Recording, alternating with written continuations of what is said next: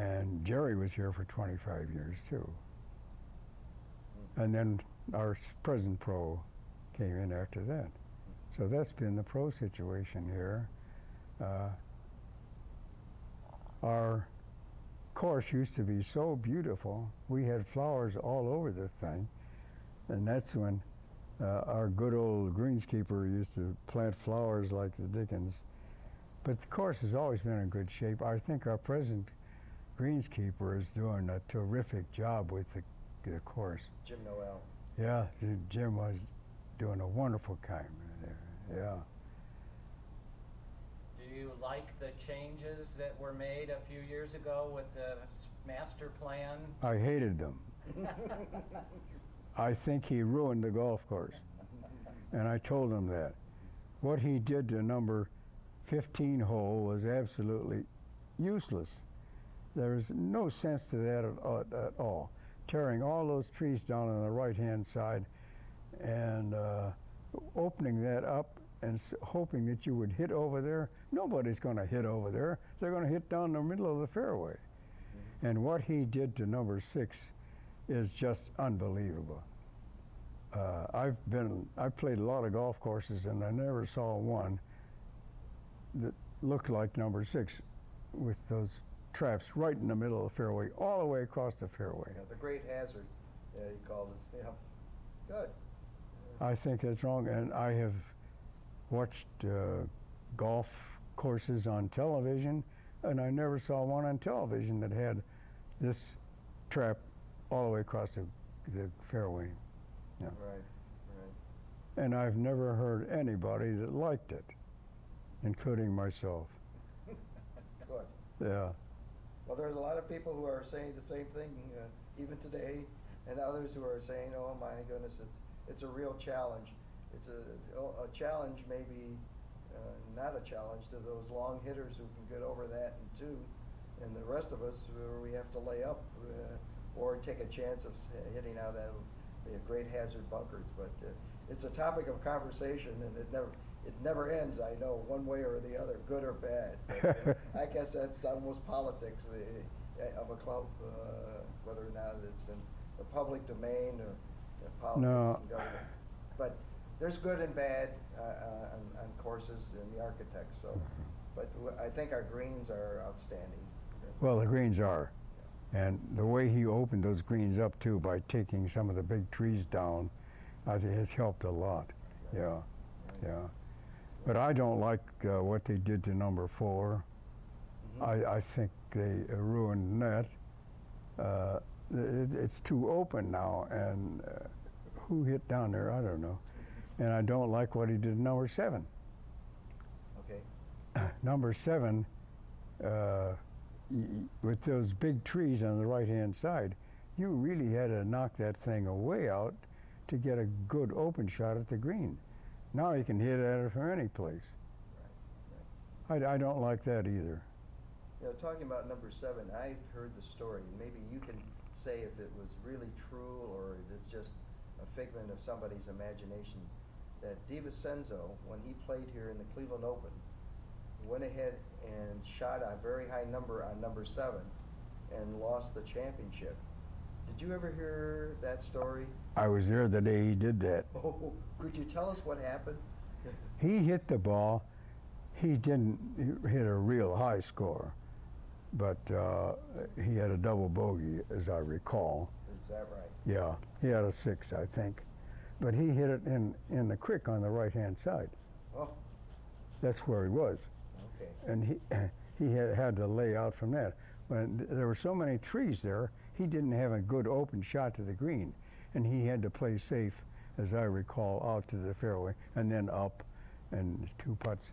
He got a 6 out of it. Ah, okay, so the story is true, and I've heard that somebody had told me, but I've never heard anybody confirm exactly what. Yeah, I happened to be standing on in the fairway way up at the end Right. when he played that hole. Wow, okay. Yeah, Great. Oh, that's very interesting. yeah. Well, you've been here through some major changes in this club. Talk about when you were on the board back in the 60s and the decision, how did you decide to build a new clubhouse, and why did you decide to build a new clubhouse? Well, I think it was just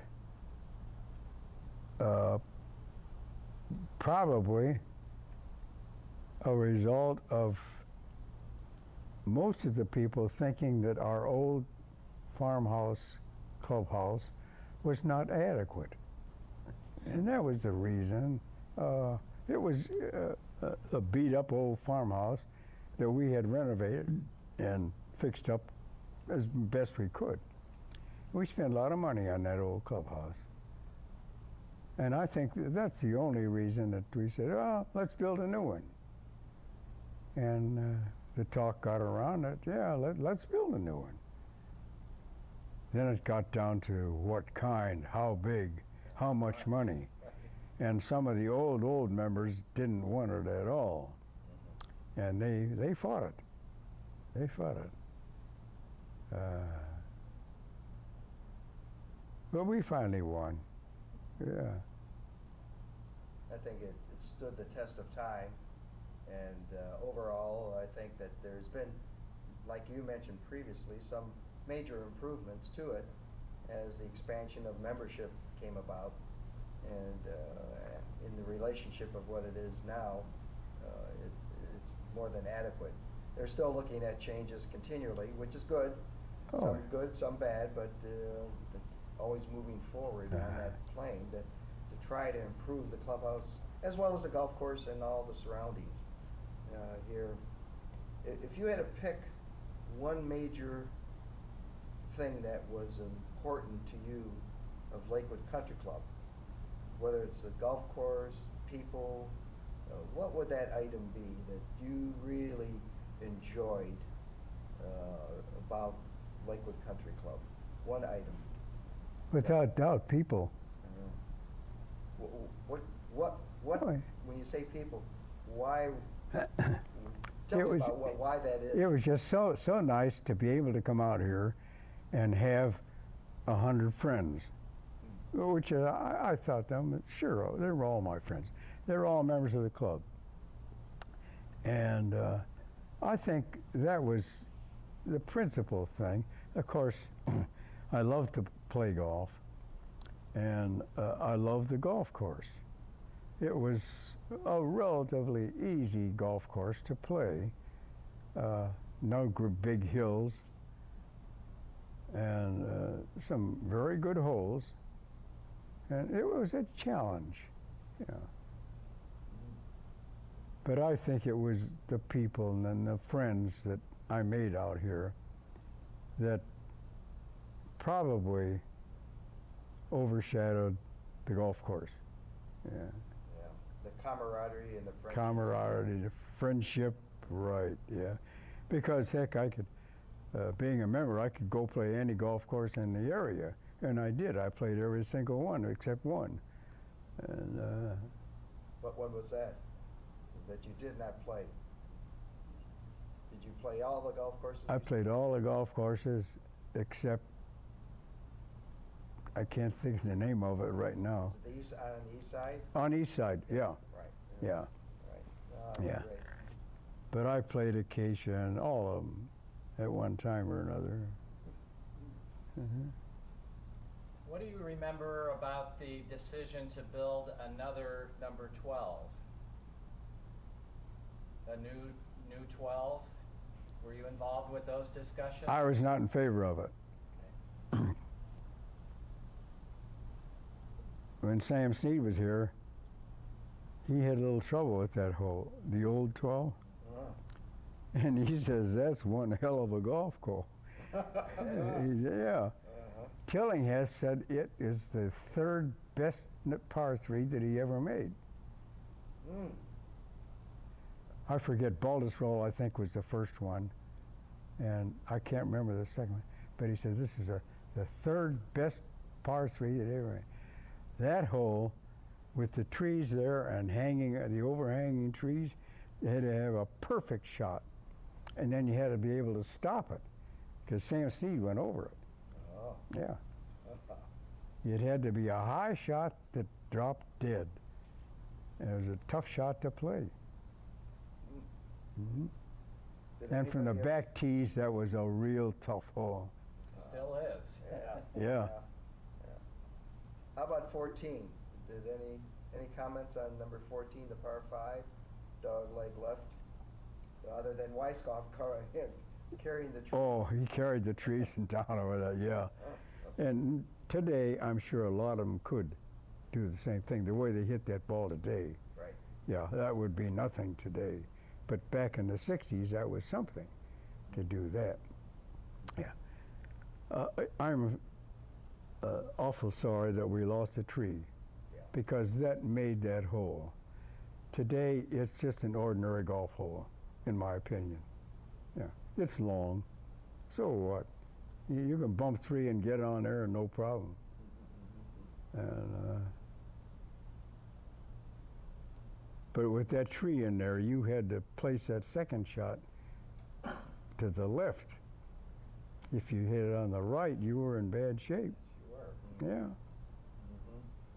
Mhm. Yeah. To learn a low punch shot. Or Be able to get underneath, yeah. You Right. had to punch it a long way something. Right, that's true. Right, yeah. Uh-huh. Good. But 15, I'd like to see them bring that lake in closer. And I understand that there's something possibly going to be done about that. Yeah, It would make a better hole out of it. Right. Yeah. They did expand that hole on the lake. They brought it in closer to 15, Yeah. but they could bring it in another 50 yards or 20 yards and Yeah, they make could- it extremely dangerous if you sliced. They really could. Yeah. It'd be tough for the slicers. Yeah. It'd be a terror hold. Everybody would look at it and say, I think Yeah. I'll hit an iron short and then take my chances. Uh-huh. Good. Well, super. When you were on the board, were there any activities that come to mind that were outstanding? Whether that there was controversy or expansion or anything that you recall that may have happened that time? Well, when I was on the board, almost every effort was toward the new clubhouse. Okay. We worked real closely with one of the attorneys from downtown, from Jones Day, and we had a problem with our stock at that time. We had 3 or 4 times the stock out that we should have had, and we had to work like real hard to get that stock down so that it was manageable and that we could still retain control of our club. The way it was before, a group could have gotten together and taken the whole thing over. And this is one of the things that we worked on real hard. And we used to go down and have lunch at the old colony downtown, and then we'd go over to the Sid Corporal's office, and we'd each take a telephone and a disc and call 5 or 10 people every night to try and get their stock in. And we got a lot of stock that way. Some we had a lot of arguments about, but we got a lot of stock in that way. When we had our final vote for the clubhouse, another man and I had in our hand the yes vote. We knew we had it at that time because we got so many proxies in that we had. Great. That lots of hours and lots of time. Oh, lots of hours, boy. We spent so many hours on that stock thing, getting that wound up, yeah. And yet, it was only worth $10, and still is. But some people would not give it back. They said, if there's a liquidation out there, that stock is going to be worth a lot of money because of the land that you have. It's just prime land in a prime area, and it's going to be real expensive for some builder to take over. But it never happened, and it never will happen, I don't think. No. Those are the conversations that are still expounded upon today with some people who have still not given up their stock and maintain it, or they cannot find the location of those stocks. Yeah. And because it's like the stock market, they're holding out for the big killer price tag. Well, in the old days, they would beg you, please come in and pick up your stock. Please come in and get your stock. And I still have mine. Yeah, but they know where it is. And Right. yeah. But I still have that piece of paper. Yeah, That's wonderful. yeah. Good. Any other areas that come to mind that historically sort of are impressive to you that you